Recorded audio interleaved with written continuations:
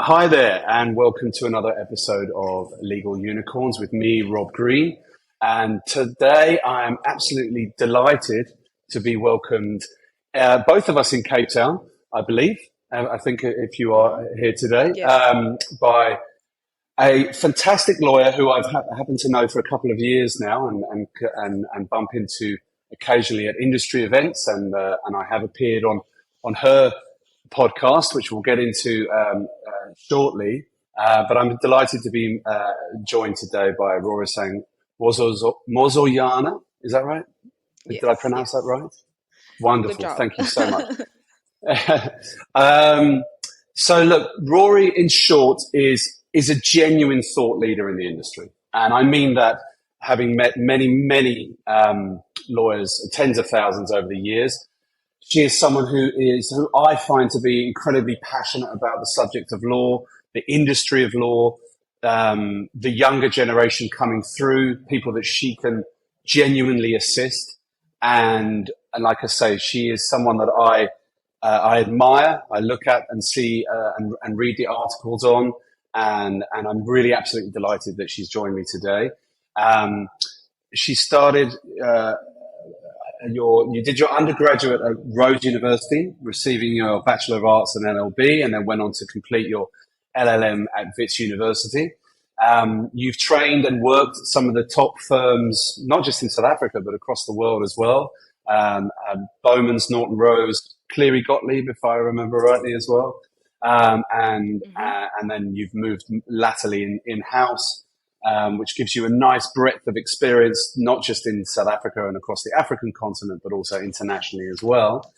And along with your an amazing career to date, you've started your what you call, and I know you refer to as your passion project, but I think it's going a little bit further than that now, and it's becoming a genuine movement, which is MoLAWoo, which I know you're hopefully going to tell me again what the meaning of the word in its real language, which is a mentorship for young lawyers, and you're doing some amazing work on that front. So again, Rory, thanks so much for joining me today.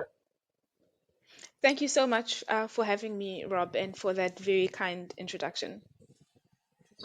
Yeah, well, look, we've been trying to organise this for a while, so I'm glad we finally got to do it. Like I mentioned earlier, it's always nice to bump into you at industry events, and I think the last one we did was up in Johannesburg when I was Mm. speaking at the legal tech event, and then I could hear in the background, I heard Rob, and I turned around and there you are. I was like, oh, this is so nice. It's so nice to bump into you at these events.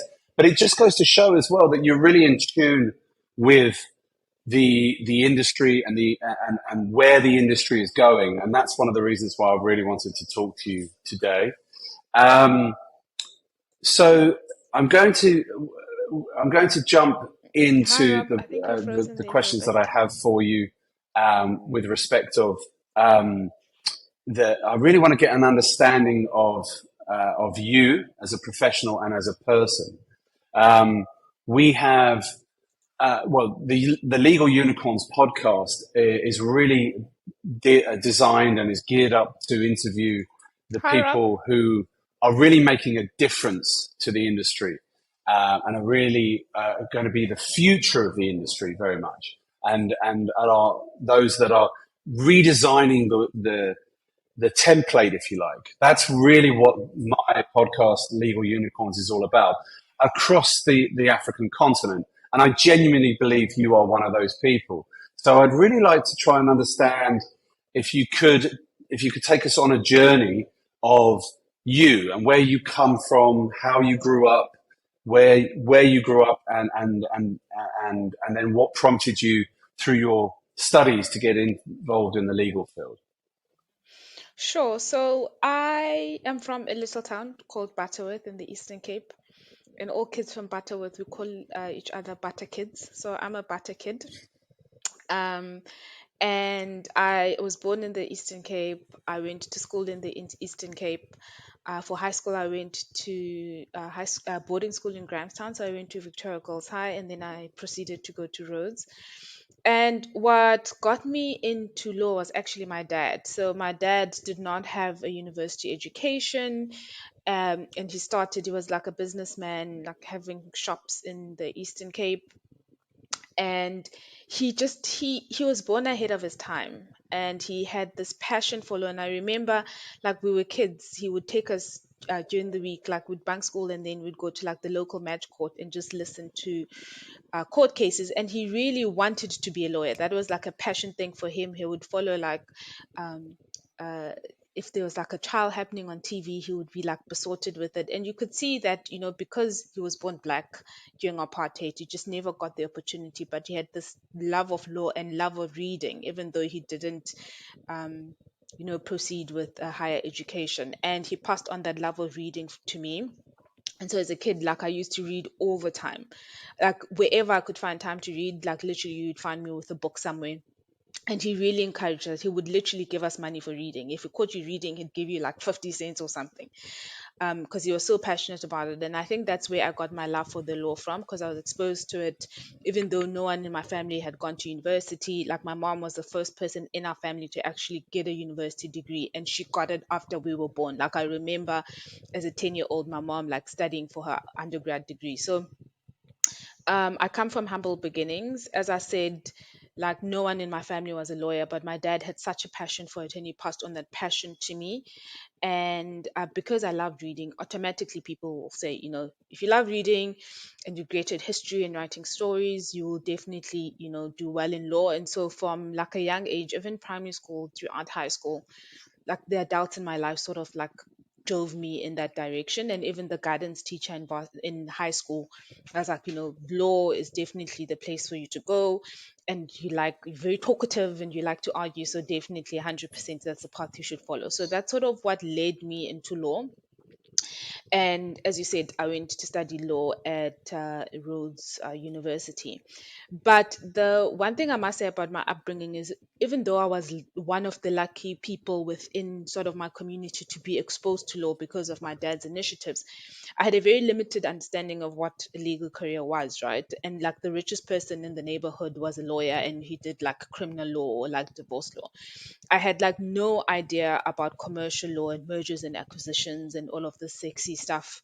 And it's only, I think it was my second or third year that I actually of university studying law, that I realized how broad the legal profession was, and how you've got these different and unique practice areas beyond just your normal criminal law or labor law, divorce law. So it's been quite a journey for me. And as I said, I come from this really small town in the Eastern Cape, and sort of through like working hard in university, I did really well in matric.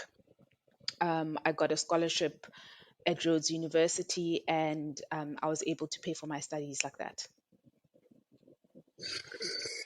Yeah, that is, for me, that sounds like you've had quite a lot of really fantastic influences or people around you that have sort of helped you. Certainly your father, clearly.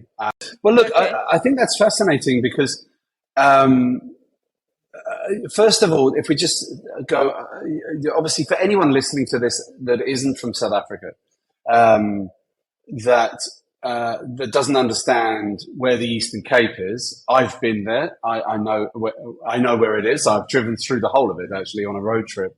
Um, it is. It would probably be fair to say that it's a part of the country that has seen tough times Mm, over the years. And although it is stunningly beautiful, I must point out places like Hogsback and even the town of Grahamstown and places like that mm, are fantastic to visit. But it's a hard place to grow up, right? It's not an easy place to grow up, and no, it's not. especially given the time when you were growing up, as you mentioned during apartheid. Mm. It is sort of a difficult place to grow up. But what I think is fortunate in my childhood is that I grew up in the Transkei, right? And the Transkei during apartheid, for just people who don't know South African history, the Transkei was a what do you call this? An independent republic. And so it was a Bantustan. So it was literally like the one. I think there were like four Bantustans during apartheid, and literally black people. You'd have like a leader of the Bant, like a president, a black president, and so it was sort of sheltered from South Africa. And a lot of the apartheid laws that applied to the rest of the South Africa were not implemented as harshly, and so you could have a bit of diversity in the Bantustan. And literally, like we would drive an hour away to East London, and I remember having to have a passport to move into the rest of the parts of South Africa. So that's like an interesting little quirk in my background and the place where I grew up. Mm. So the Bantustan where Butterworth was called the Transkei, and that also really influenced my growing up and sort of seeing the difference between like the Transkei and sort of the freedoms that black people had within the Bantustan. And then you drive an hour away and you have to have a passport and you need to move into East London, and it's like a totally different environment. I think what you've I mean, obviously I've been here, as you know, for a number of years now, so and I'm constantly learning and educating myself about the past, not too distant past, as we know. But it's interesting for people outside of the country to listen to what you're saying there, and to get they should get a real feel for what it was like for a young black child growing up that would have to have a passport to go to other parts of the country. That I think will really hit home to give a sense of where you've come from, but also what people were having to put up with as recently as the 80s slash early 90s. And it goes to show how you grew up and the strength of your character. And it's very interesting as well that you say about your father, who clearly had a passion for the law. I mean, that's fascinating that he used to go to the courts to listen to what's happening and take you as well, almost like it's a sporting event, almost, if I dare say, No, like taking literally you it to the was. It to was the like game. it literally was like that. And I mean, my dad was not educated by any stretch of the imagination. I think he like went up to like the equivalent of like standard nine. I don't even think he had matric, but he was very well read because he loved to read books, and it was like entertainment. And in retrospect, I was so lucky to have had that exposure, because it's one thing to talk to kids, but to actually expose them directly to careers that are outside of the norm, right? Because everyone around me was either a teacher or a nurse. We had one or two like lawyers around, but my dad had no connection to law. Like none of his friends were lawyers. No one in our family had been a lawyer. It was just a passion for him, and he just tried to expose his kids to it as much as possible. And that's clearly shaped you, and it's clearly shaped what you're involved in now as well, which is fantastic. Now, I love that. I often think about. I know you're a parent as well, and you know that I am, because we've talked about the school runs before and the traffic in Cape Town. But when we tried to meet for coffee before, Mm, um, I it's amazing when you start to think back about the influence that your parents' actions had on the way that you parent, and I'm sure that you're the same. I often think of the things that my mum and my dad said to me when I was growing up, and the things that they did for me, and how much joy I got out of certain things that I try to replicate with my own children as well. So no, it's mm, well, not only did your father clearly shape your career and your life, but clearly he's unlocked something in there that you've then taken on with your own projects. But do you think so? As you were moving, well, completing your LLB in Grahamstown, which again I know is Rhodes is a fantastic university. You then moved to Joburg to to do your masters in law, right? At Wits. Um, yes, but and I so actually did my you moved masters. yourself up to Joburg. I moved myself up to Joburg, yes. And sorry, you were going to say you did your masters. Yes, so I actually did my masters after doing my articles. So I moved up to Joburg to do my articles at Bowmans. And then in my first year as an associate, so I did my articles for 2 years in 2007, 2008. And then in 2009, I enrolled for my master's at Wits. Okay, Yes, okay, yes. right. Now, I don't have your CV in front of me, so let me please just ask if you. So, first of all, getting into Bowman's is, I mean, obviously one of the top firms in the country, so that is fantastic for your articles. I guess you must have done quite well in your exams. They don't. I did. They obviously take the best. Mm, I did do well in my exams, really, but I wasn't like an A student by any stretch of the imagination. But what I think really helped me was, first of all, I woke up to the fact that there was VAC work to be done in the big firms in late, like in third year, right? And I was more than halfway through my career, and again, it was a lack of exposure in terms of like how big law is. And I can clearly, vividly remember the first time I saw a Bowman's poster in our on campus at the law department, and I was like, what's Bowman's? And then I googled, literally, like my eyes were like this. I was like, there's a big five firms, there's Bowman's. And then I went down the rabbit hole about the big firms in South Africa. Like, I didn't even know that you could have firms of like more than two or three lawyers, literally. And this was in third year of being at Rhodes University. And that's the moment when I said, my world about law opened up, because I went to study law. I thought I was going to go do labor law, divorce law, or something, and open a practice with like two or three lawyers. And then I literally found out about the big firms during that time. And I sort of, as I said, went down the rabbit hole, Googled stuff, and then I like sent in my applications to do VAC work. So what actually helped was the fact that I had done VAC work. So I did VAC work at Weber Wenzel, and I did VAC work at Bowman's while I was in varsity. And also the other thing I did was I went on sort of student work program in the US in fourth year, which I paid for. Um, After having like Right. worked at the local restaurant. Can you hear me, Rob? Yeah, perfectly. Yeah. Yeah. So I mean, I worked throughout university, which I think is the one thing that helped me get articles. So it's not just your marks. And I say this, and I know we'll get into my mentorship program now, but I say this to a lot of like young lawyers, that you need to get as much work experience as possible in university. You need to work on your CV before you need to apply in final year.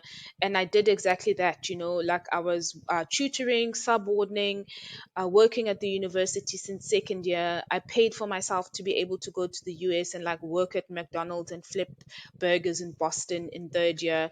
I had done work at Weber Wenzel and Bowman's by the time I applied for articles. So, and those are the things that got me into Bowman's to do my articles in final year. So it wasn't a wake up a month before I need articles and apply. Literally, it's something that I was working on for like 2 years before I got that opportunity.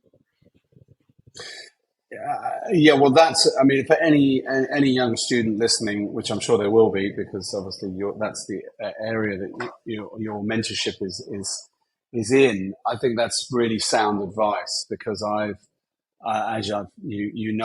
spoken at many universities, luckily across the world, and I always tell the students, certainly the ones who are just starting.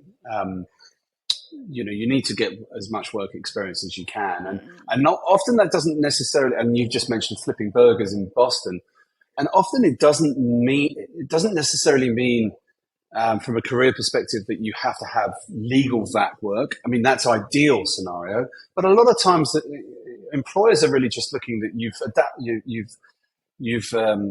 adapted, and you've put yourself out there, and you've worked, and you've actually shown some willing to do a day's work, as it were, and that can stand you in good stead. I know from my own career, when I left university, the fact that I filled up my summers and winters and all my time working helped helped me certainly secure interviews. Anyway, so that is sound advice, and the fact that you got the money together and paid for yourself to go to the US as well, is again shows that sort of determination within you, and that willingness to really want more from life, which is which is excellent. And thankfully for the law, you didn't in South Africa, and some of the people you've helped, you didn't get stuck flipping burgers. You came back to continue to start your career, which is great.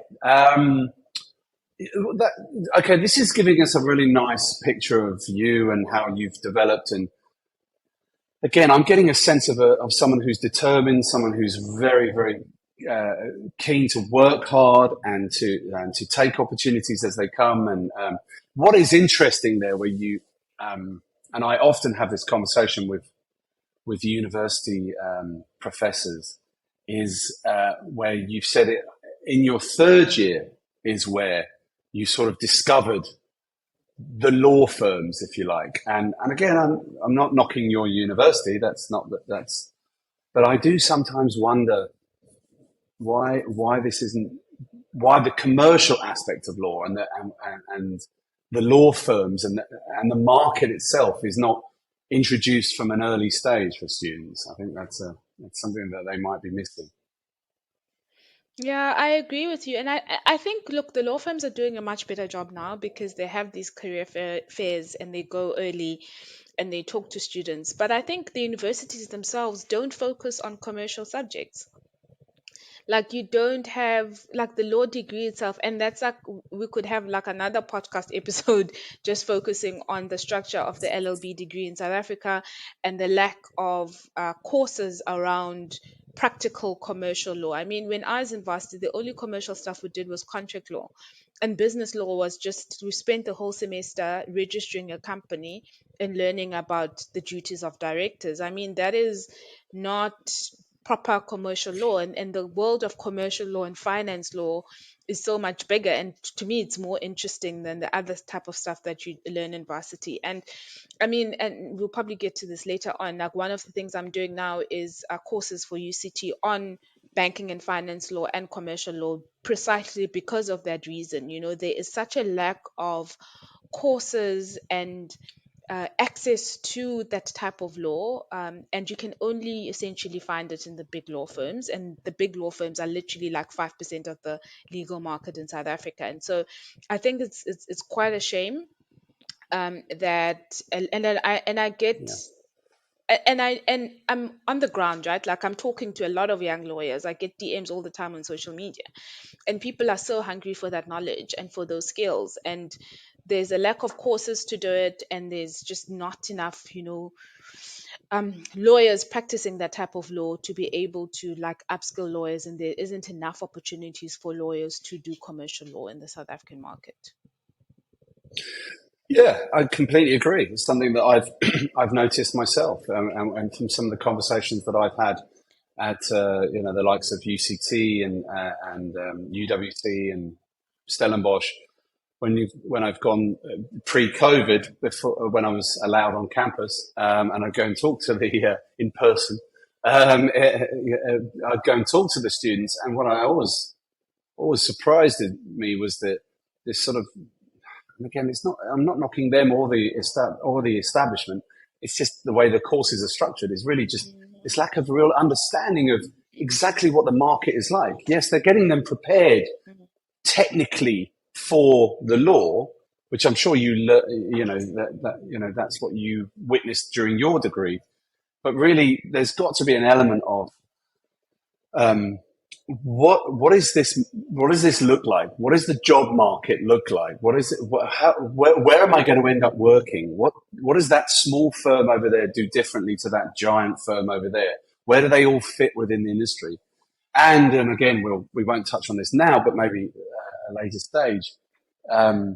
One of the big things that lawyers need to know nowadays is business development, and that's something that I'm sure you've addressed in your mentorships. But it's something that the universities could really help prepare lawyers for that sort of commercialization of the market. But back to you and your career in your early stages, when you were at Bowmans in your candidate attorneyship and then beyond. Is there anything that stands out in terms of decisions that you've made? Maybe going to America to flip burgers, maybe breaking off to do the LLM, Is there anything that stood out to you that you think has really shaped your career today? Is there any decisions that you've made that you think might have shaped you? There is one clear, like, when you said that, like, one clear thing came to my mind, and it was the decision. I think I took in second year as an associate. So I'd been at Bowmans for 4 years. And I used to think, I first of all, I'm going into a law firm, and I thought I'm here to do a job, right? And I have an employer, and I've got a lifetime guarantee for work. But I actually realized that all lawyers within law firms are actually entrepreneurs, and they're running their own small little businesses, and that's what building a practice is, right? And so it was a huge wake up call for me, because I then started thinking about, okay, in the next 4 or 5 years I want to make partner. Do I have clients? I don't have clients. And the other thing was, I was in a practice area that I really didn't like. I was in tax, and I wanted to move to banking and finance law, but Bowmans didn't have a banking and finance law at that time, a department at that time. And so, but halfway through my second year, we had a partner come into Bowmans to start a banking and finance department. And I was like, yes, I've been waiting for this opportunity. I've been wanting to do banking and finance law. I'm doing tax, it's commercial, but it's not exactly what I want. It's not exactly what I want to do. Mm. And so I then, started talking to partners. I was like, okay, I want to move to banking and finance. And then everyone was telling me, no, Rory, it's too late to change. You're already a second year tax associate and you can't move to banking and finance. And that just didn't make sense to me, and the decision to Mm. actually push through and make the change happen for myself, I think, was critical. And that's the one decision that got me to where I am today. And so, I went over people's heads, like the people I was talking to. I just literally went straight to the heads of the departments. I had already been preparing for the move like a year in advance. That's why I went to do my master's a bit in corporate, in company law, because I knew I wanted to transition over. So I was halfway through doing this master's. I'd already done other smaller sort of courses through Wits around finance and finance law, and I already had a CV prepared. So I literally went to the banking and finance director, head of department directly, and I said, "This is my CV. Hi, my name is Rori. I'm from the tax department. I want to move. I want to move to banking and finance. Here's my CV." And just taking charge of your own career was an epiphany for me, and it really, like, from that point on, I've always used the same approach because it really worked for me. It worked well for me at that stage in my career. And I'm so proud of myself for being bold enough to stand up for myself, even though I literally had no power. And I was like this little second year associate, who didn't have connections, who doesn't come from a family where, there's lots of lawyers who are like clients of the firm. So I didn't have that network in Joburg, but I managed to stand up for myself and just go for what I want. And I managed to actually move. And everyone was then shocked, like, how did you manage to move? And everyone's like, yeah, you're going to have to start learning banking and finance from scratch. I'm like, I'm humble enough to learn. And it's shocking for me that people would say that to me as a second year associate, when I know there are people who are partners and move practice departments. So I'm like, certain rules apply for certain people, and I've seen people who are partners and they leave and they go to the bar and become pupils.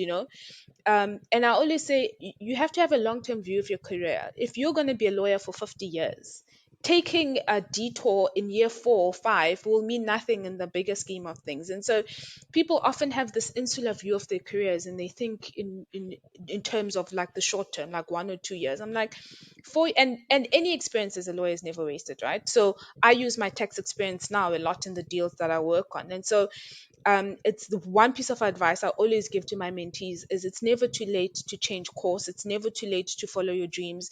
And especially within the legal industry, you will hear a lot of no's, right? But deep down what you're passionate about and what type of law you want to practice. So don't let anyone tell you otherwise. And you need to advocate for yourself, because no one else is losing sleepless nights over your career. I love that. I think that's brilliant. That's really incredible. I'm so pleased you shared that with us. Thank you so much, because I genuinely mean it. I think that's that is so wonderful to hear that you first of all, that you recognized very early on to take control of your own career, Mm.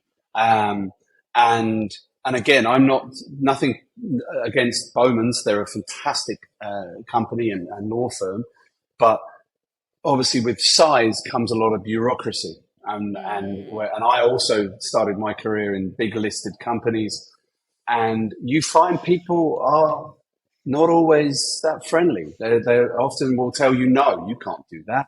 No, you're never going to get there. You're never going to go that. You know, it's too late to start that. And obviously you were told the same thing, but you knew in your mind that, you know, you were well, the word you used there was humble enough to learn and to keep learning and to know what to do to get yourself to where you wanted to go. You wouldn't take no for an answer, and you took control of your career. And I think that is absolutely brilliant advice for anyone at any stage in their career. Um, Over my career, I've dealt with a lot of what we call second career lawyers. So people who've come out of, you know, they might have even made it to CEO of a big company, and then they've decided, you know what, I don't want to do this. I actually want to follow my passion and be a lawyer. And they've changed career in their 40s, and they've had to be humble enough to start at the bottom again and go. And I'm always admiring of people who know what they want, and then they go for it. And that's exactly where you've come from. I think they are some takeaway lessons for anyone listening to this, that don't take no for an answer. Take control of your career and be humble enough to know that it's not going to come easy, is it? Like you said, you don't come from a family with all those business connections. So you couldn't just walk in and go, I want to be in banking. You had to really work at it and had to prepare in advance. So that is amazing. I've got a question for you. As you've gone on your career, and we've kind of sort of touched on it there in terms of the influences around you in the workplace. Certainly not all of them would have been negative. Some of them would have been, I'm sure, positive and boosted you and helped you on your way. But in terms of your journey to date, have you, how have people reacted around you? Have you found that people within the firms you've worked for have been largely supportive in your community where you live, your friend group, your family? Have you been largely supported on that journey, or have you found, like many people find, lots of hurdles in their way to get to where they want? How have you found your journey so far? So, I've been supported a lot by my community. So my family, my friends have been amazing. My in-laws are also like amazing. My husband, like, so in terms of I call it the fire brigade, like the people who come to your house when your house is burning. I have an amazing fire brigade, and they've always been very supportive. In terms of professional support, I always say there are no bad firms. So I can't say this firm is, and obviously the stuff I deal with is sexism and racism, and I can't you can never paint a firm with like one brush. You can never say this firm is racist or they're anti-transformation.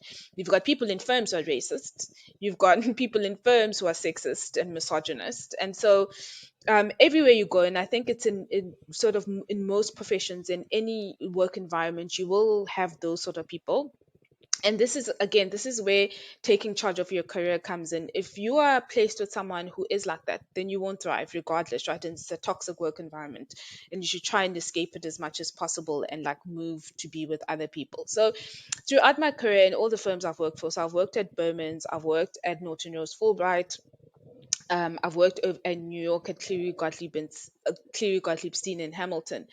And in all of those law firms, I have long-standing relationships. I've had amazing mentors. I've had amazing support. Those firms continue to support me even now with my work. And it's nice now because I'm a client, right? I'm in banking and finance, and so I get to give people work and give Yeah. the directors who trained me a hard time.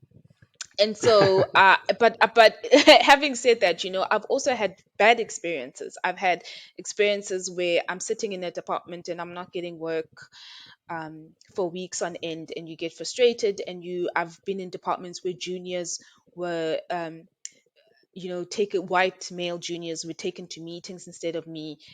were told to give me work and I'm 2 years ahead. So I've had all of those experiences, and I'm sure for most, female lawyers or black lawyers, that's nothing new, right? You will deal with discrimination throughout your career.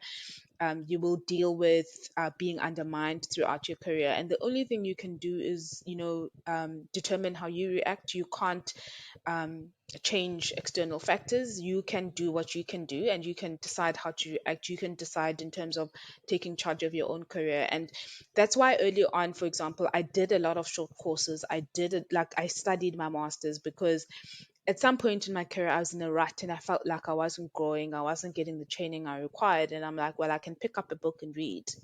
If people are not going to take me to meetings, I can read for myself. I can seek out mentors within the firm itself or within the legal industry. I can attend industry events. And so, from a very young age within my career, like I did that and I took initiative. And part of the reason why, so one of the things I did as a second year was to, after moving to Bowmans and then moving to the banking and finance department as discussed, I then got the opportunity to go overseas. So there's a program called, that's run by the Cyrus Vance Center, which is sort of a division of the New York City Bar. And the program has been going now for like almost 15 years. And it was started sort of at the end of apartheid, to help South African Black lawyers get international experience, corporate experience, right? Because again, in South Africa, a lot of traditionally Black lawyers just did bank, litigation and just like divorce or labor law, and not really like commercial law as we discussed. And so the program was set up by the New York City Bar through the Cyrus Vance Center to give Black lawyers in South Africa international exposure. And they get hundreds of applications a year, and they usually take between 2 and 3 lawyers a year. And so I applied the year before, got rejected, and then I applied again the following year and I got in. And so I got the opportunity to go to New York and get that international experience, where I worked with clients on Wall Street, was servicing all the big international banks, got exposed to international banking and finance like at a global level. And that experience by itself was life changing for me. And it just gave me so much confidence, I came back and I was like, okay, so I'm not stupid after all, because I'd gotten to a point in my career where my confidence was at an all-time low, right? Because you feel like you're not getting put on all the big deals, you're not getting the exposure Can that I you just want. ask, what year PQE level were you when you were feeling low on confidence? Sort of two, I three think years? Or? like I think first year here. So articles, you come in, you're Okay. doing well in varsity, you are like a superstar, and you get into this big firm and you're excited, and then like over a period of time, your confidence is eroded because you are not getting put on the big deals. You are left doing mundane work, and you are seeing your peers progress, and you're like, but why do I not know that? And then you realize, no, they know because they were taken to meetings, and they golf with the partners and the clients on the weekend, and you don't get invited to that stuff. So the New York stint came at the right time for me, and I really, really needed it because my confidence was at an all-time low. And I got there and I just did so well. Rob, literally, like they extended my stay, and they've never done that since or before, because the program is 12 months. I ended up staying there for 18 months. They extended my stay for like an extra Nice. 6 months. And it was just a great experience. I learned so much. I was put on big deals. Like I would go and meet like a director from Goldman Sachs in a meeting, and someone would actually ask for my opinion. And I'll be like, are you talk like it was amazing. It was life changing for me. Exactly. Like I would look around like, so Rory, what do you think? And I think that really shaped the stuff I'm doing now, because I could see what proper mentorship could do for someone's confidence. And it plays such a significant role in whether someone becomes a good lawyer or not, because stuff just gets handed to you on a plate, right? So if someone, if a good example is this meeting thing, right? So if you go to a meeting, And in advance, a partner says, okay, these are the issues to be discussed at the meeting. Give me your opinion. And you do the research. Then, the day before the meeting, you lay out, what your answers are for the partner. Then they can give you feedback. Then when you go to the meeting, you have the confidence because you know what the issues are. It's been explained to you. And then the partner also has to, open up the room for you to talk. So a partner has to stop halfway through the meeting and say, Rory, what do you think? And give you that gap. That is proper mentorship. That is proper skills transfer, because you need someone to give you the chance. And in as much as I said, like, I did a lot of reading by myself, I tried to upskill myself through reading, but again, it goes back to the thing of there not being practical courses in South Africa. You can only upskill yourself so much by reading, right? You need to see the stuff in action, and you need to be part of it in action. And that was what was missing, right? Okay, now I've read all the books I can, but it's like saying I'm going to learn how to swim by reading a book. Like, you will learn how to swim by getting into the pool and swimming. You can't read about strokes while reading a book. So it was the same thing for me, and that's what New York gave me. It gave me the confidence to swim. Oh, there's so many things in there you've said that I want to unpack. But I love that the terminology used about giving you the swimming analogy. Trying to learn it in a book, but actually, really, just New York gave you the opportunity to get in the pool and thrash about a bit, but then find your stroke, as it were. I recorded an episode of Legal Unicorns with a lady up in Joburg who you may know, called Nikita Lala, a former partner of the Big Five and now chief exec of her own firm, LNP Attorneys, and doing amazing work. And she had similar stories as yourself about being a young lawyer, a female of color in South Africa, and how she was held back and overlooked for certain things, and then often not so much overlooked, but sort of dismissed in a way of, oh, you'll be all right because you're a black female and somewhere you'll be fine, and that actually didn't help at all because she was being overlooked again. And she said, much the same as your New York experience, she went to London, my hometown, for a 4-year stint, working for, I think she worked for White and Case. And she said that allowed her, well, she didn't use your analogy, but that also allowed her to swim because it was the first time in her career where she wasn't being judged on the color of her skin either way. She wasn't being judged on her gender identity. She was being judged on whether she could do the job or not. And that allowed her to really just go, oh, wow, okay, so I'm on the same pitch as everybody else. Now I've got to be good, and I've got to be a good lawyer, as opposed to some of the, dare I say, nonsense that goes on in this country in some firms. And it's nice to hear that you had a similar growth opportunity, but also changed your lens somewhat on the world. And okay, well, it doesn't always have to be like this, and then allowed you to get to where you are. There's so many things that you just said there as well, but I think it's good for us to continue to shine a light on the fact that in some firms and in some environments, there'll be people going through what you went through still now. There'll still be, and whilst it's difficult to talk about in some circles, sometimes it needs to be continued to be said, because I know, and I obviously wouldn't dare mention any names, but I know people who contact me and they are often overlooked for work and often overlooked for the meetings and the client relationships. And again, dare I say it, in some cases that they believe, and probably rightly so, because of who they are and what they look like, and that has no place in society. I mean, it never had any place in society, but it certainly doesn't have any place in society in 2023, where people should be judged on the caliber of their character and nothing else. But it's something, I guess, that in your mentorship, although I know that you deal with slightly younger students, but I guess you probably deal with experienced lawyers as well, that you are also, you see, do you see that? Because I certainly see it, and I get told about it. No, definitely. I see that all the time. I see it through my mentorship group. I see it through other initiatives within the legal industry that I'm involved in.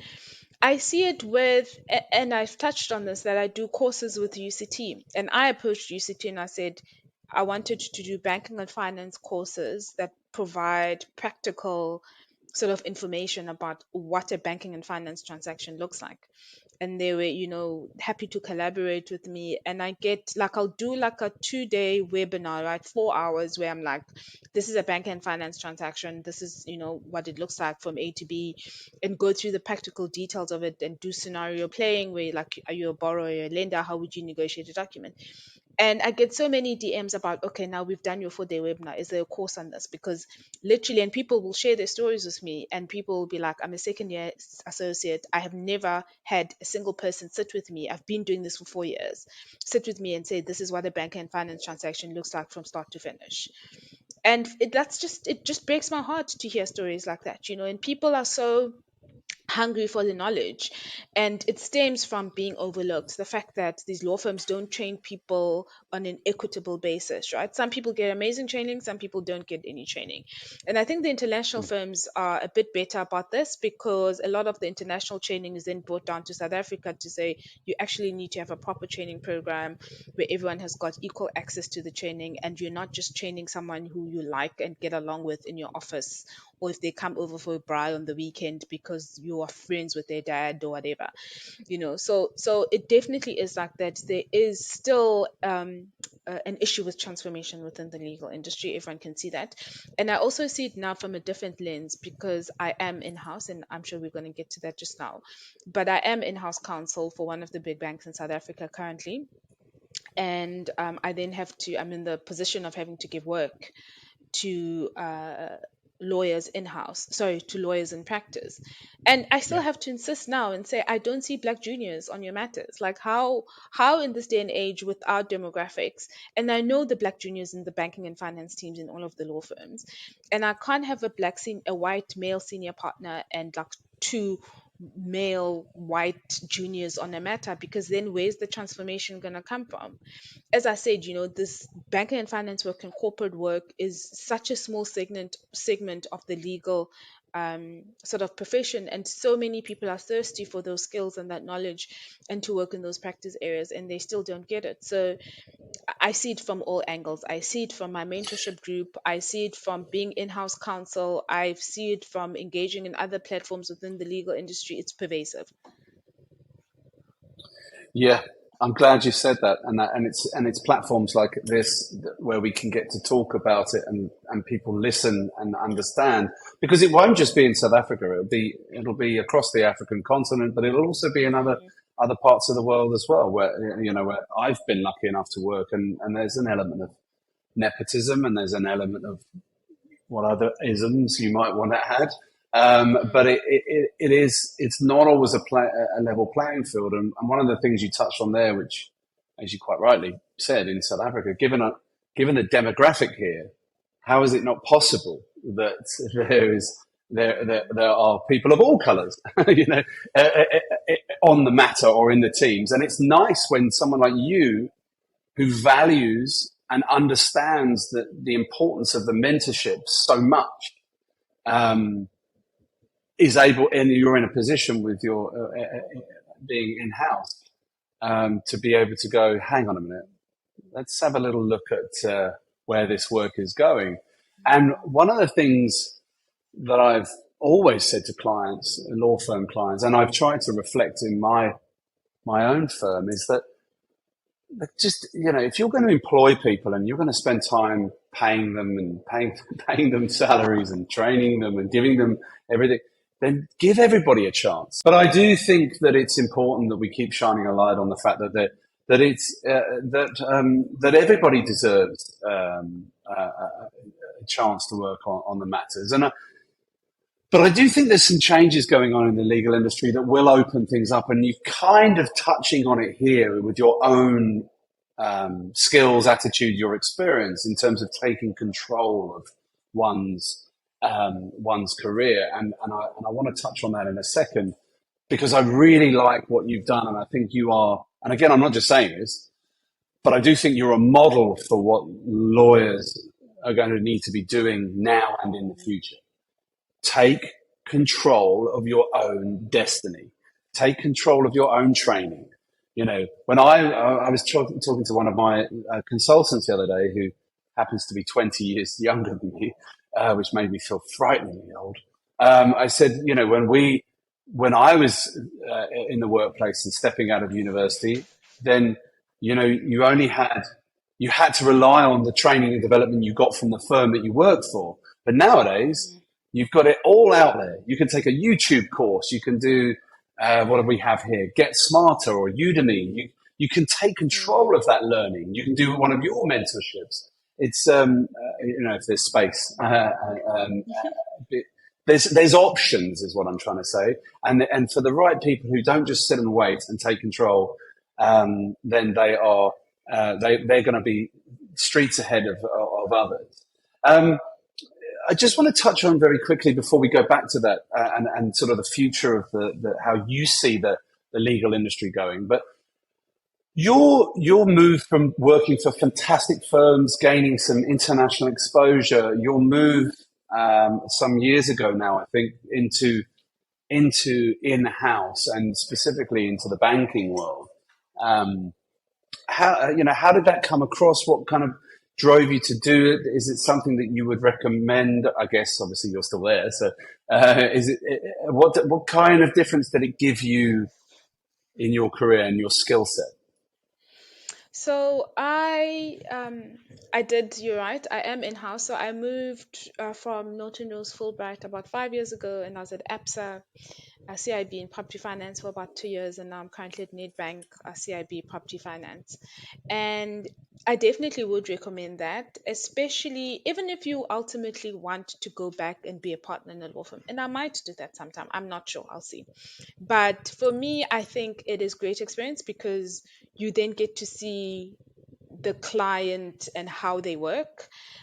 Because as a banking and finance lawyer, for example, your clients are going to be the banks, especially if you act for lenders. And so it's great practical experience to get, even if long term you still want to be, stay in a law firm and be in practice and become a director and that sort of stuff and build out a practice. I always recommend this to say, look, again, having that long term mindset and thinking I'm going to be a lawyer for 50 years or whatever, taking a 2 or even a 4 year detour to try and go in house so that you get that practical commercial experience, I think is amazing. And it will definitely like put you steps ahead of any directors who have just only ever been in practice, because you have to have a different mindset. You understand how clients think, you get a more commercial understanding, you become a lot more practical in terms of the advice that you get, right? So an example is, if you want a legal opinion in banking, you don't want case law and tons of legal analysis. You just want a practical commercial solution. And you will get that thinking if you go in house, because you understand what lands and doesn't and what's helpful and not. So I definitely would recommend that anyone who wants to stay in practice in the long term, you can only elevate your skills if you do take that detour and go in house. Even if it's for a couple of months, or even if it's like permanently, like what I've done. And even before I moved in house, as a junior, I would put up my hand for secondment. So I think by the time I moved in house permanently, I'd done 2 or 3 secondments to sort of different clients of the firm to again get that in-house experience and understand how clients work. But what obviously prompted the move for me was I became a mom. I got married, and practice was just a bit too much to juggle at the moment, and so I sort of needed the stability that comes with set hours of being in house while still being engaged and doing amazing work. And I must say, being in house has really provided that for me. I like now have 3 kids under the age of 7, so I'm still very much in the Wow. juggling motherhood stage, but I'm I'm slowly coming out of that. Like my youngest is almost out of diapers, and so I'm like, Hello world. I'm You're here. getting your life back I finally. am getting my life back. Yes. Yeah. Oh, that's fantastic. I think, yeah, well, congratulations on building a wonderful family. And in addition to your amazing career and your mentorship, um, as a father of a couple of kids myself, I know that feeling of, when they, is it the 2 years, I think, or when they get to about four, you go, Mm, oh, I get my life back. What happened to the world? 100%. Yeah. Where you can sleep through the Um, night. People can sort themselves out. Yeah. It's great. yeah. Um, I think that's a really interesting point you make about the crossover into in-house, Mm. certainly for one's career. And it's good to see that you obviously joined a couple of incredible organizations there, and that, that are at the top of their tree. I spoke to Yolanda Myberg at ABSA a while Mm. back, and she was talking. We had a very interesting talk about how strong South African banks are in the banking sector, and how, even during the financial crisis, the banks were really not really that. They were not exposed in the same way that perhaps the New York and UK banks were. But anyway, um, it is interesting. I've always, obviously, as you know, I've spent 20 years helping lawyers with their career. 20 years this year. It's gone flying by, but I've always thought that, and I've always suggested, some time in house always gives you that aspect of, even if you, like you've just mentioned there, even if you do crossover back to practice, it gives you that insight, that invaluable insight in terms of how your advice might land, or, what they really need, in terms of, from a business perspective, from a commercial perspective, which obviously then enables you to create the right offering. Um, I've, I've got a couple of, I want to talk about where that's going, um, before I move on to your mentorship and some of the work you're doing around marketing and branding for lawyers as well. Um, but I just want to touch on this because I want to see what your thoughts are. I I believe, and and it's not just an opinion; it's backed up by research as well. That from a legal career perspective, we're going through some humongous changes at the moment, largely led by technology, and and the advent of COVID and fast tracked a lot of that. I speak to a lot of in-house counsel, not necessarily at the big organizations or the banks, but just generally in other organizations as well. And they are, in many cases, the first early adopters of new legal tech, which puts additional pressure on the practice lawyers to be cheaper, move faster, have better solutions. Are you finding that within your organization, that there's an appetite for technology, and therefore there's more pressure on your suppliers outside? To be honest, not so much. I think and at the legal tech conference that you mentioned last year, there was a lot of legal advisors from all of the banks. So it's not just the bank I'm at now. I think the banks are big beasts and they move very slowly. I think the legal advisors are itching for the adoption of technology in terms of the systems. And as I said, like there were a lot of young dynamic legal advisors, and some of them are like heads of departments at this legal tech and innovation conference. So I think as advisors, as sort of senior counsel or senior legal advisors within the banks, we do see the need for change and the adoption of technology, and we're very excited about it.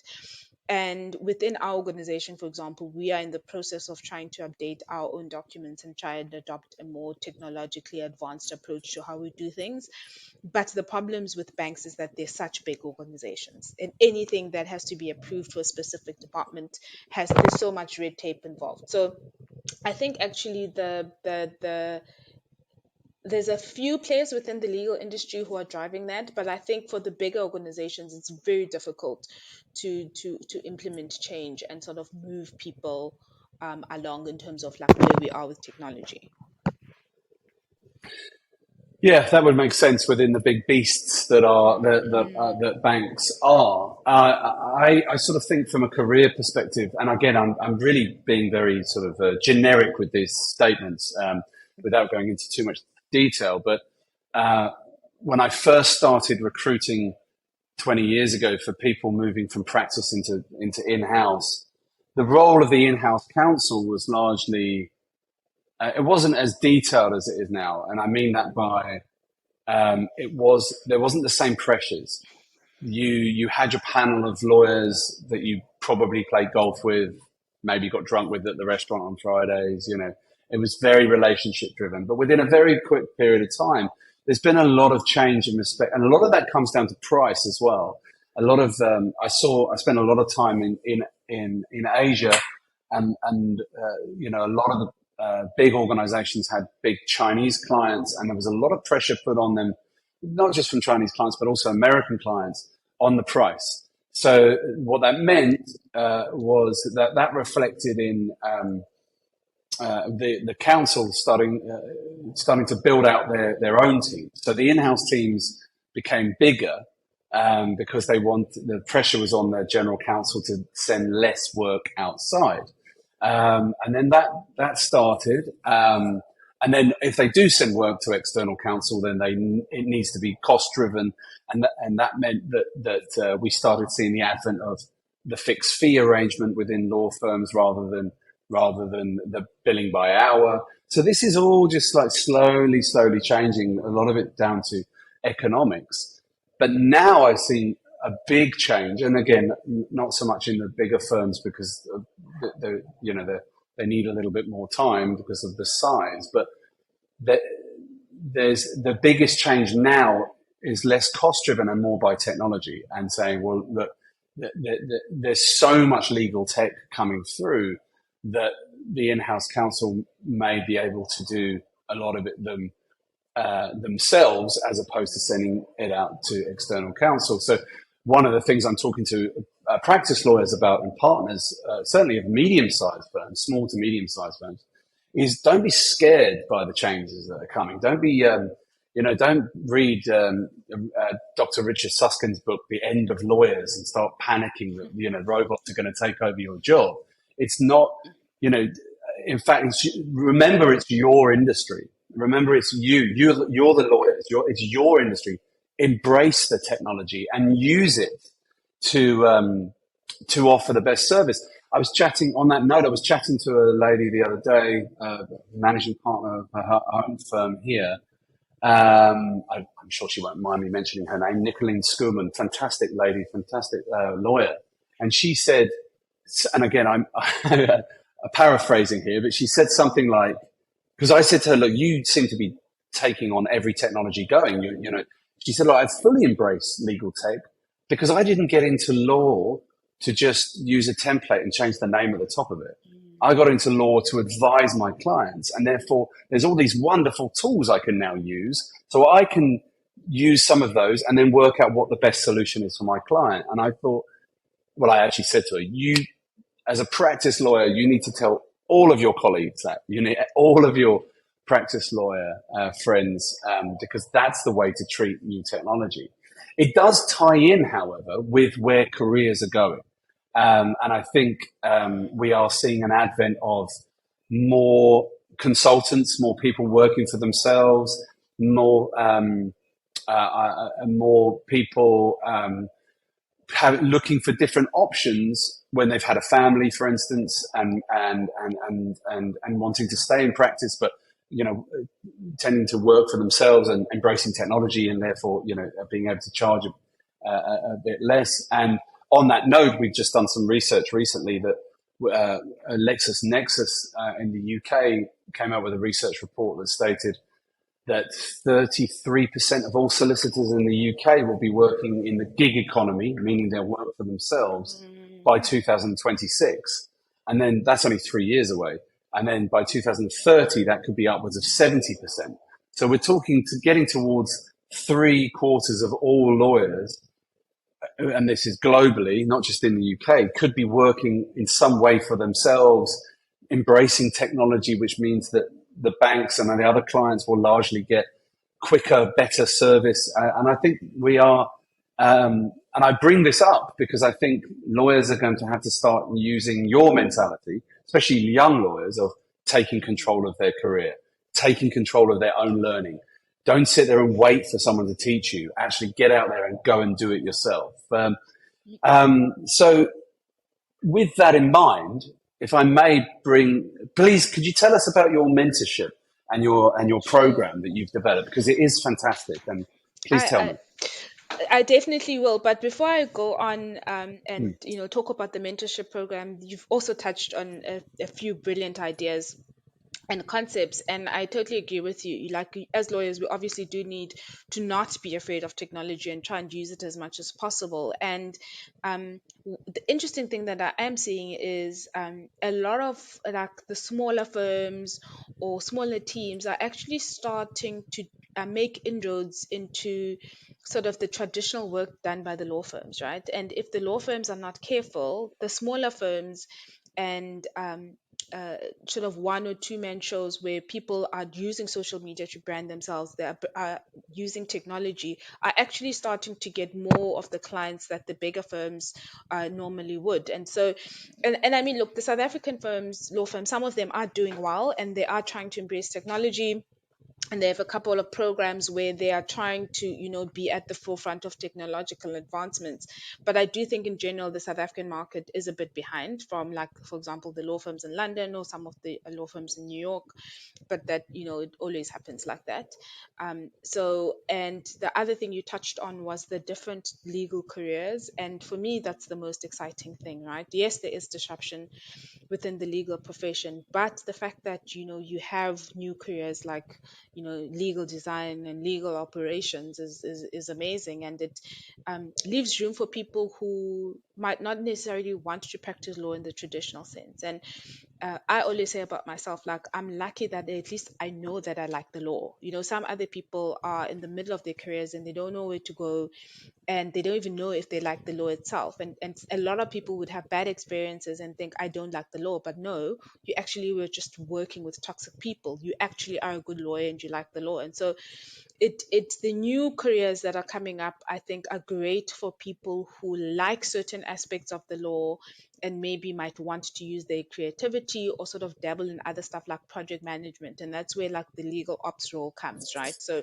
if you've got project management experience and then you've got legal experience, you can marry the two together. And so I think it's fantastic that you have this new rise of, like, different types of legal careers.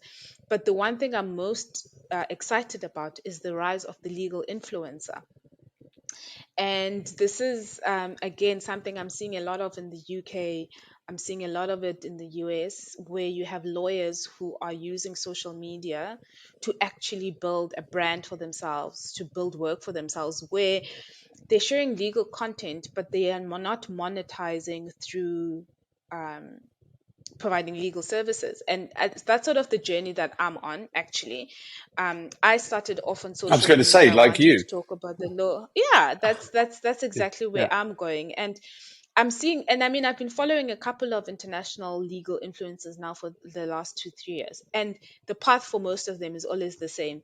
They leave practice or they leave in-house, then they go into consulting, and then after, as legal advisors, to your point, like, where it's like the gig economy, they take different jobs as they're going, and then ultimately they transition 100% out of law and they provide legal related services, right? And they provide services to the legal industry. I just did, for my mentorship group, for example, I interviewed Yusha Davidson in January, and he started BriefCo in the South African Legal Technology Network. So a lot of these legal influencers are either creating legal tech solutions and starting companies that provide services to the legal industry. Some of them monetize by creating digital products, so online courses, online templates, and they monetize like that. Some of them go on and consult, right? And so they monetize by providing consulting services where they can travel around the world.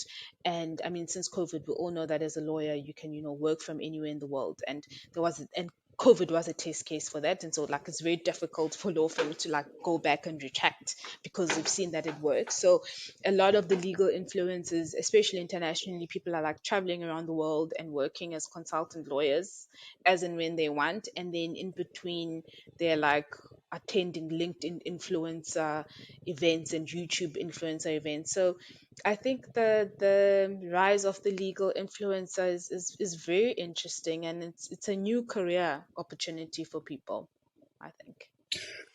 I agree completely, and I think it's fascinating to watch. Right? I mean, I think again, just touching on what we've been talking about there from a career perspective, and I'm sure this is something that you talk to your mentees about.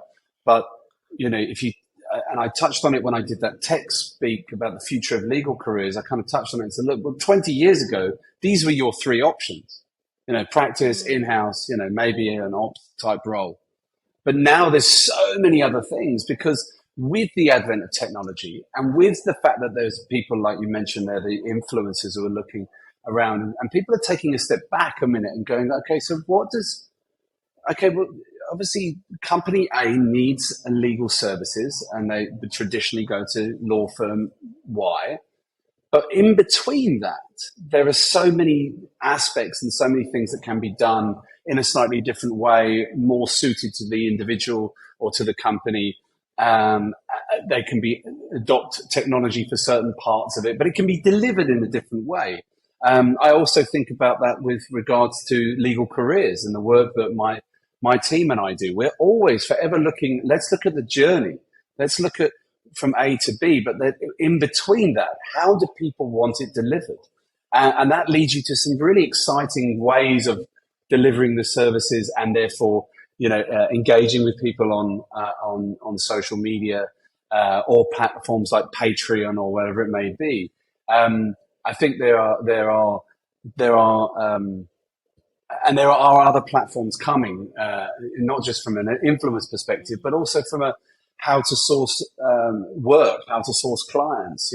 We're involved in a platform called Umbi, which is they're specifically been designed for lawyers globally to be able to access clients if they're in practice, work if they're a consultant, or jobs if they're on the job market, but remain anonymous and have only their skills and experience out there, therefore removing any unconscious bias or discrimination, and making sure that if you can do the job, you will be found within the search. So there's platforms like this coming up and others that are really meaning the whilst the job may not change, you have to offer a legal opinion to your client X and Y. There's better ways and creative ways of getting to the end journey. So that is that is. I mean, I find it utterly fascinating, and I'm sure you do too.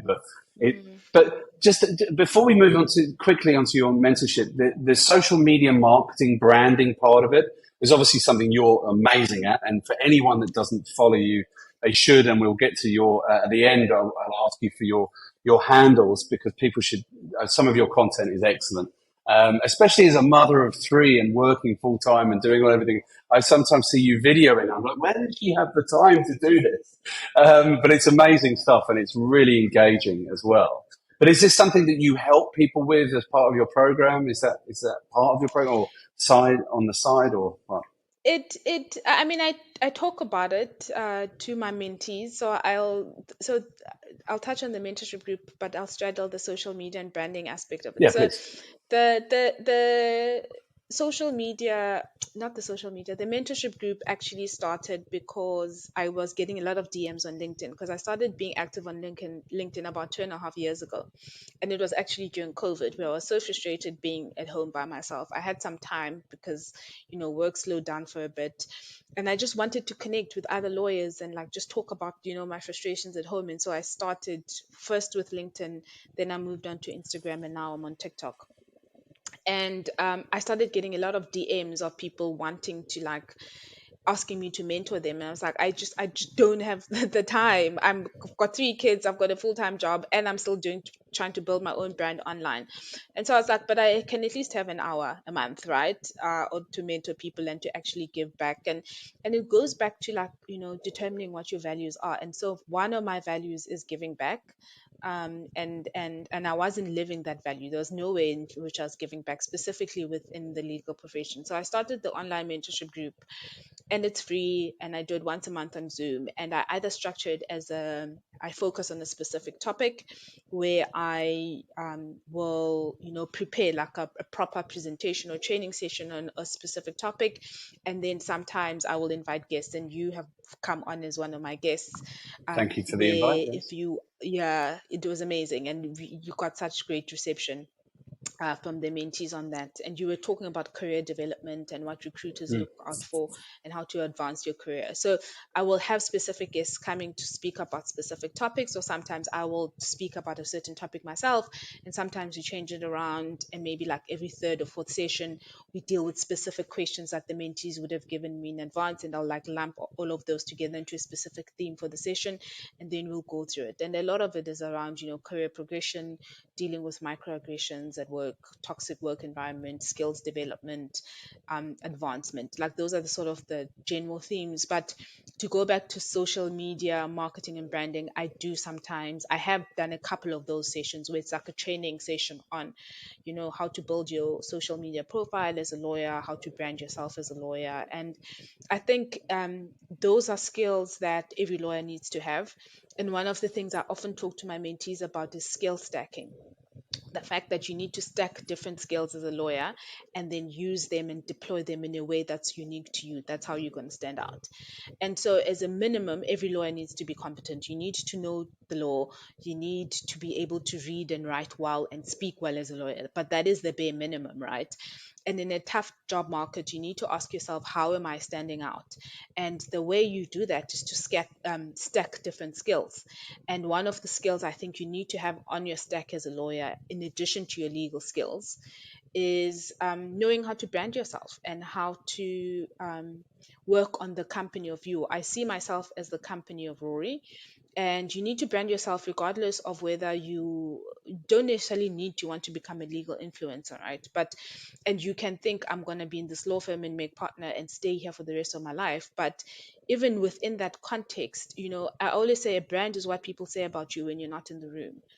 And whether you like it or not, you have a brand and people have a perception of you. So I think it's better for you to be at the forefront of crafting what that brand is and understanding what brand you want, as opposed to just letting the world and the universe build a brand for you. So like every lawyer definitely needs to be branding themselves. And the easiest way to brand, yes, the traditional way was to write articles, go talk at industry events, um, but I just think there's so much, you spend so much time, like, for you to publish an article on the South African Law Journal, that's like an academic article, and literally five nerdy lawyers are going to read it. Okay, not nerdy lawyers, but like, your I know what clients you mean. don't read the stuff that yeah, like your clients don't read the stuff that you print in the South African Law Journal. Or if you spend like 4 days drafting an article, even if it's for business day, right? At least business day or like those traditional publications have got a wider reach. It's about reach, right? And maximizing your time. And for me, social media is free distribution, right? There are no gatekeepers. There's no one telling you can and can't publish. And these are some of the like sort of the gatekeeping that happens, especially within the big law firms, is if you're a junior and you want to write an article, you have to jump through so many hoops. It needs to be reviewed by 10, okay, not 10, probably 2 3 different people. You need to do so much research, like, and it will take you, like, I don't know, like 2 weeks to do this thing. It has to go through 3 layers of authority or people to sign off on it, and then you end up having like 20 or 30 people reading it in their rebus. Like, it makes no sense to me. And so when I came to that realization, and again, I mean, the social media thing for me is relatively new. I started like 3 4 years ago. It was free distribution. You can pick up your phone and record a quick video, and it can reach like 30,000 people. Like, it's insane to me. Like, when I think about it, it's crazy, and I just don't understand why people are not like leveraging the opportunity and crafting their own brand. And it's not about you showing up on LinkedIn the day before you leave your current job and you're looking for a job and you say, "Hi, I'm looking for a job." Like no one knows who you are. The other day I posted a post on LinkedIn about how branding and crafting your image as a lawyer is the same as dating. Like professional relationships are like dating. You're not gonna rock up on your first date and go in for the kiss. I'm like, dude, you're coming on too strong, and you're not gonna be like I love proposing it. after the first date. And it's the same thing with Yeah. asking people for work. Like, you don't just rock up on LinkedIn and we have never seen any content from you. We don't know what area of practice you're in. And then for the first time, you see a post from you and you're like, please hire me. I'm looking for a job. Like, it's like, dude, you're coming on too strong. Like, invite me out for coffee or something. Like, send me a text about the Love it. latest, business day article that's of interest to you. And so, if you're only trying to craft your brand when you're in the desperate position of looking for work, then it's too late for you.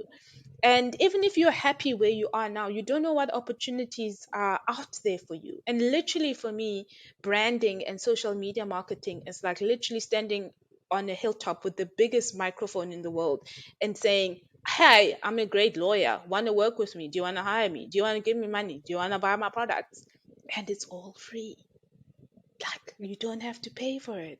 So I'm just like, yeah, it's exciting for me. I think it's an amazing opportunity. I think all lawyers should do it. And I mean, some of the stuff that has happened to me, like do and I do, like literally my social media is like probably like 10% of what I do from a work perspective. I literally don't spend that much time on it. I batch create content on the weekend. Like every day I'll be inspired and I have a little notebook and I write down uh, ideas for content, and then on like a Saturday morning I'll sit and I'll batch create content. But I mean, I would not have this opportunity to come onto your podcast if I wasn't on social media, right? And it's an amazing opportunity, and I would not have met someone like you if I wasn't on social media. Yes, I know we go way back, when I was a junior, but like over the recent years, like I've had like even the opportunity to go to the Legal Tech and Innovation Conference. I got that because of my social media content. So it's, Well, we yeah, wouldn't have so met many if we opportunities. didn't both put ourselves out there. That's the thing. Exactly. Like, if we Exactly. both didn't embrace the power of social media from a marketing perspective, we would never have met. So, yes, you're absolutely right. Sorry, I interrupted, Yeah. but carry on. Yeah. So there's so many opportunities out there for lawyers and to get exposure to these different careers. And yes, you might be happy. And it doesn't mean that, because you're a legal influencer, now you're going to leave your job. I'm very happy at my 9 to 5. I still have my current job and I'm doing that. But again, I always say, usually I like analogies, and I always use the analogy of saying, your job is like, you should think of your job as like how you would treat your spouse. You don't expect your spouse to fulfill you 100%, right? They're not going to fulfill you the way your children do, or the way your siblings do, or the way your friends do. You get different things from different relationships, and they feed your soul differently. So why would you put all of this pressure on your 9 to 5? You want great money, you want flexibility, you want skills development, you want career advancement. It's so unfair to 9 to 5s. And employers now are meant to, fulfill people in so many ways. It needs to be like a place where you make friends. Like, no, go to church. Like, your work environment should not be like a place where you find community. And I think corporates are doing a very good job of building a sense of community around work. Even the politics of your organizations need to align with you. You need to be pro black, pro LGBTQI. You need to, like, it's just, there's just too much pressure that's placed on employers. And so if you then find an outlet for yourself for to find your creativity. So for me, the things that we're lacking in-house, okay, what's great about in-house, it is good money, it is relatively good flexibility. You don't have the crazy hours that you normally would have, that you would have in practice. But what are the things that are not great about in-house? You don't get to meet clients, you don't have a sense of community of meeting other lawyers, you don't have the latest updates in terms of the law, you don't necessarily go to as many legal conferences. And so that's what the stuff that's missing in my job is what I found through legal influencing in my social media content, right? One of the things I really enjoyed about being in practice was training juniors and teaching juniors. And there aren't a lot of juniors to train or teach in a bank, right? And so I found that through my mentorship program. And so the fact that I'm doing all of the stuff on the other side makes me even more fulfilled in my job, and it puts less pressure on my employer. And that's what I have to say about that. Ah, you have this innate ability to say in about 5 minutes, say about 50,000 things that I want to pick up on that could each individually be about a 10-minute podcast. But I'm going to try because it's brilliant. And you are so right with everything you say there. There was a couple of things about that you picked up on there. Certainly around the social media development, about being in the business. I can't remember your exact analogy, but being in the business of you, or being in, effectively being in the business of you. And that's the way I see it very much as well, is this is a chance for you. What I see from your social media is not, or the impression I get is not, you're not sitting there going, look at what I know. You're going, what actually comes through to me, and I hope to your other followers, is she has a genuine passion for law. She has a genuine passion for the business that she is in. And that comes, to me, it comes shining through. And I think that's something that a lot of, when I'm advising people on their LinkedIn profiles or their social media, which I don't do a lot of, but I occasionally get asked, is just be genuine and be interested, and show that, again, this is where those old school articles make a mistake, because, because you would have been there in the law firm. They go, right, well, look, you're in tax, write something about the new tax law coming out. And as you said, 5 people have read it. One of them's your mum. They're not, no one's reading it really. Whereas social media gives you the opportunity to go, or to come across as someone who has genuine passion for tax law, as opposed to having to write the article. That is really interesting. I think a lot of your mentees could learn a lot from that. But I also like your point there, and it ties into a few of the other things we've talked about. Which is about, there's so much pressure on the company, and the poor companies. I sometimes see them that they're having to react to the latest thing and show that they are really they genuinely are probably for the next thing that's coming through, but they have to be all things to all people, and actually they shouldn't have to do that. There's too much pressure on them. It's down to the individual to, like you say, to access friends through church or their community or their schools, enjoy their partner and their family and their kids and their career and their company is one part of that. I do feel sorry for some corporates sometimes who just must sit there and go, okay, so what are we? Okay, and when what they really should do is just consistently look at their own values as a company and go, this is who we are. And that needs refreshing sometimes. And I know, and I'm sure you've been privy to it sometimes as well, where companies, they kind of do the values and as a bit of a side issue and go, what are our values again? But it's really, really, really important. In fact, I'm looking over there because our values are on the wall in our office, so that people we refresh it every 6 months. We're like, are we being true to those values, which are courage and curiosity and humility and things like that?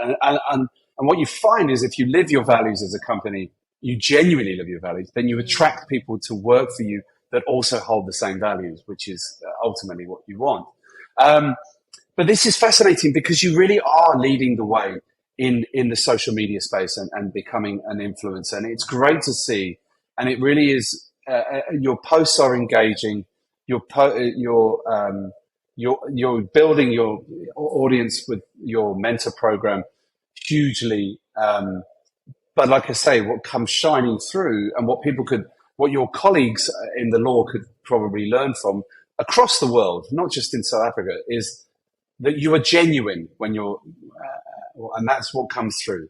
You appear to have a real genuine passion for your subject and for wanting to help other people get on, which is fantastic to see. Yeah, thank you so much for that feedback, Rob. And you know, the one strategy I always give people on social media is before you post something, you must ask yourself why someone would care about what you have to say. And a lot of the stuff that people post on social media is about, as you alluded to, it's me, showing how brilliant I am. People don't care about your brilliance. Like, people don't care about the awards that you get. People don't care about how amazing you say you are. People only care about whether they can find value in your content. So whenever I post, I always think, you know, is this going to be valuable for someone? And obviously, we all have vanity posts. I also post, oh, I've gotten this award, you know, but you know, you should follow the 80-20 rule. You know, I say 20% of your content should be like vanity content, and then 80% should be about providing value, because that's how you grow an audience, and that's why people will, you know, give you their attention. I think the most scarce resource is attention, and that's what branding is about. It's getting people's attention. That's what business development for lawyers is. It's getting people's attention.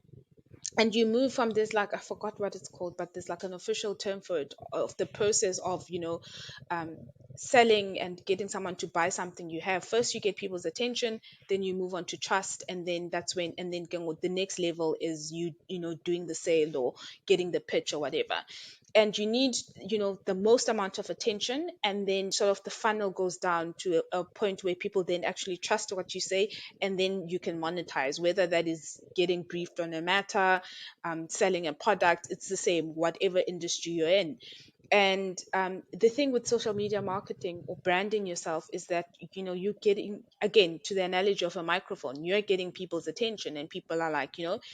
And I when I started, I didn't have anything to sell, right? So when I started in social media marketing, I was genuinely putting out content there to let people know that, hi, I'm Rory, I'm a lawyer, and I have these skills, right? And then I started with the mentorship stuff. And you know, if you give without the expectation of giving back, you won't force, like, people will just start giving. And I've started to get so many opportunities from having that mindset. And if you delay your ask for the longest time, then what you get back is like tenfold, right? So a good example of that is like my mentorship program. I remember when I started the program, I set out like a long list for to the mentees, and I said, because a lot of them were like, why are you doing this mentorship program for free? And I still get asked that. Like, people will call me, like, or SMS me on LinkedIn and say, so what is the charge? I'm like, no, it's free. And they're like, why? They're thinking probably, you know, I'll try and suck them in and do like one or two sessions for free, and then it, you know, becomes like an escalating membership fee. I'm like, no.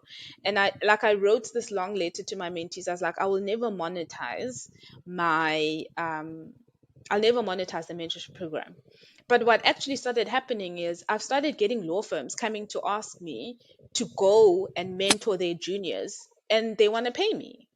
I would never have seen that coming. They can pay you. Like, Yeah. never. Yeah, like, I like literally. And so and so this is the thing, right? You need to Amazing. give without the expectation of getting back, if you genuinely, and people can sense that authenticity, right? As you were saying.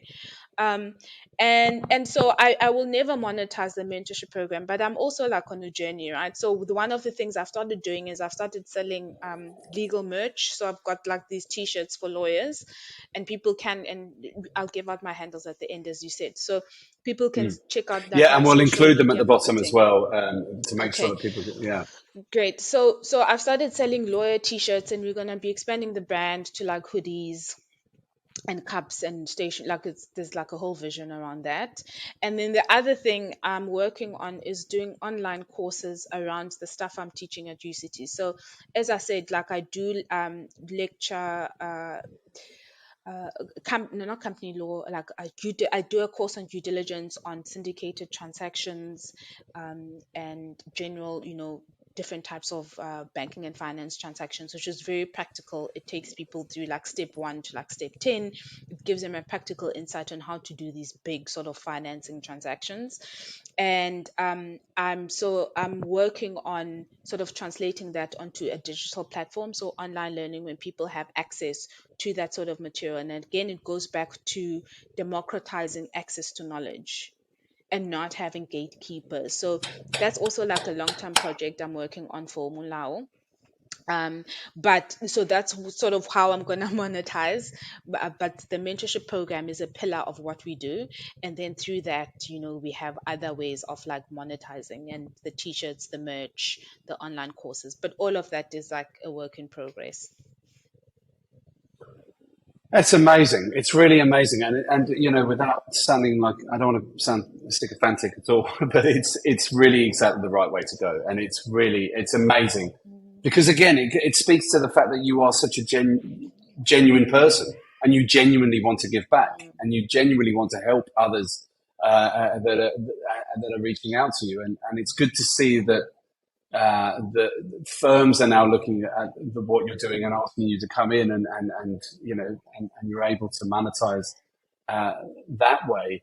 Again, it's exactly the right thing the right advice to be helping people with, and it's exactly the right. It's going to be a huge success. I've seen some of your merch; it's amazing. In fact, I think at the Tech Fest that we were at, there was a lot of interest in it. And did you have T-shirts at that time? I think you had T-shirts at that time. I think that, or maybe cups as well. I think you were doing, but it's good to see that you're digitizing the course content, and then people will be able to purchase that as well. But the key word there that speaks to me is democratizing the learning. And again, I don't want to do a plug here for a company that we're involved in, but as I say, the UMBI platform that we're fully supporting is about democratizing the legal recruitment process so that everybody benefits financially from that process, and brings global opportunities to people from all corners of the world. And that, so it sounds like what you and I are doing is really genuinely trying to open it up and give everyone a fair crack, as it were. No, Sorry. I agree with that, and I think is it Umbi or Ambi? Umbi. UMBI. Ambi. Yes, Yeah. and we spoke a bit about Ambi when we're up in Joburg, and I have Mm. subsequently checked out the platform, and I think it's really, really great. And I mean, you and I have had long conversations about this, and you yourself, I align a lot with your values, and I think that's why we've clicked. And I know that one of the things you're really passionate about is giving back to the legal profession in South Africa. And Yeah. we've had this discussion before, and I think through GRM and Ambi, you are definitely doing that, and you definitely do live your values. And I know that one of your values is equity and equitable access to sort of platforms and opportunities within the African continent. I know that you do some Thank you. business in the UK and you do some business in Hong Kong, but I think you have a very specific passion for South Africa. And one of the things that in the last time we had coffee, you spoke a lot about, you can make money from the legal profession in South Africa and be based elsewhere, and you're not giving back to the continent, and you're not giving back to South Africa. And that's something you're so adamant about, and which I think, GRM and UMBI does really, really well, where you invest in the legal profession and you try and give back in South Africa without just extracting value and then like taking it to the UK. So I applaud you for that, and I really, really Well, like thank also you, love your Rory. content. Thank you. I really, really do appreciate that. It's so nice to hear from you, someone I respect so much, that that you do understand that I'm genuine where I'm coming from. I just on those two notes again. I if you are going to, if you, not you, but if the royal, if a company, I believe, is going to benefit from a local resource like the great skills and attitudes and workforce we have in here in South Africa, then I believe that you should commit, which is why I moved here. I did the same in Asia. I did the same in the Americas. If you're going to go and make money out of that continent or that country, you commit, you put back, you train, you develop, you pay your taxes, embrace the culture and what it needs. What I see and what you see is this need to democratize the legal sector, whether it's through learning and development or whether it's through careers. People need to benefit because at the moment it's all one-way traffic. I say the same A thing with hundred careers, and percent. that's where And Umbi you comes need in. Is sorry, go on. I was just going to say that you need to remove the gatekeepers. There's too many Mm, gatekeepers, and people who, the traditional people 100%. who've benefited from the system, want to hold on to power, right? And you can understand why. Um, and so Yeah, you just need to find systems, and technology is a great way of removing gatekeepers. By the way, so 100% agree with you. absolutely. And times, I completely agree. And times are changing. 75% of the workforce now is millennial or Gen Y, right? That might mean that Gen X in my generation are in positions of power, but they're leaving the workforce in the next decade. And millennials and Gen Y want to work in a different way, and they want democratization. They want to make sure that I say it about Umbi, I say about the career section. You For the last 20 years, the law firm or the company has held all the power. They've said, I've got the job. And then you can see it on LinkedIn. Someone will put a job up. You've got 750 applicants straight away. They're all from all corners of the earth. I mean, if I was looking for a job, I'd look at that and go, ah, but they've got the job. Now what's happening? And this is the biggest change in the career space, especially in legal, is that people are waking up to the fact that you hold the power. You are the person. Rory, you've got the skills, you've got the experience, you've got the admissions. You're the one who put themselves through training and development. And when all the lawyers realize that, then they put themselves in a position of going, hang on a minute, you need me as much as I want you. So we are seeing a much more symbiotic relationship appear, rather than it all being one-way traffic, which you and I are alluding to. Um, I'm very conscious of the time. I could speak to you all day, but I've got to let you get on with work. Just as a final question before you please give us your handles, you kind of touched on it there anyway, which is where your program is going in terms of digitizing some of the content and working closer with UCT and your merchandise as well. But is there anything in the near future in your plans that you're working on? Anything you'd like to share with us? No, not at the moment. I mean, the legal courses are like literally over the next couple of months. I am going to be launching a new website because people keep asking me, like, there isn't like one place where, I have all my stuff and people can go and see and contact me. So, by the end of April, I'm hoping to have my new website go up. um, and I did do a rebranding. So my company used to be Off Council, and then I changed it to MoLAWoo, and we did a whole rebranding.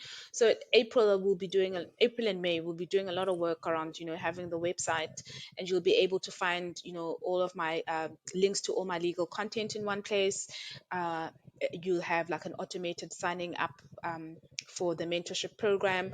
If people want to join the mentorship program, as I said, it's free. They can just contact me on social media, just message me, and I'll just add your email address, and then you'll be part of the subscription list, and you'll get updates as to when our next sessions are. And so, yeah, so in the near future, the thing that's going to be coming up is the website, and we are also selling the t-shirts now before they go into the website. Our online store is also going to be up on the website as soon as it's up, but you can like buy t-shirts from me if you just follow me on social media, and then just message me, and we will be rolling out sort of 2 or 3 new designs of the t-shirts over the next 3 months. And then the online learning stuff is like a long-term project, but that's definitely going to be rolled out hopefully by the end of the second quarter this year. It's brilliant. It's brilliant, and it's been an amazing journey so far to witness. And thank you again for inviting me on to speak to your mentors last year. What tell us before I let you go back to work? What are your handles? Where can people find you on social media? Okay, so on LinkedIn, I am Rori Mzozoyana, so the name will just come up. On TikTok and on Instagram, I am Rori_legal counsel. Okay, and we will put those in the description below. I implore everybody to buy some of the merch. If I remember rightly, it says "Eat, Sleep, Law, Repeat," or Yes, it there's says a eat, strap sleep, line. law. It says eat, sleep, law, repeat. I'm I love it. working. I posted a new T-shirt design last week, which says I put the lit in litigation, and it's got like fire over like the scales of justice. I'm working on one now that says what banking and finance law is my jam, and you've got like a picture of a jam jar. So it's Brilliant. funny designs like that. There's a couple of designs we're working on at the moment, but everything will be up on my social media. Well, look, I want to put myself down for one of those hoodies. I do love a good hoodie, so I'm going to put myself down for one of those when they come out. But look, I'm just going to wrap it up there and say thank you so much for your time. You really are a trailblazer in South African law. You are exactly what Legal Unicorns podcast is all about. It's about finding those people that are genuinely shaping this next generation, the new generation coming through, really embracing a new way of doing business. And you are the epitome of that. I implore everybody listening to this to follow you on socials. And Rory, thank you so much for your time. I really appreciate it.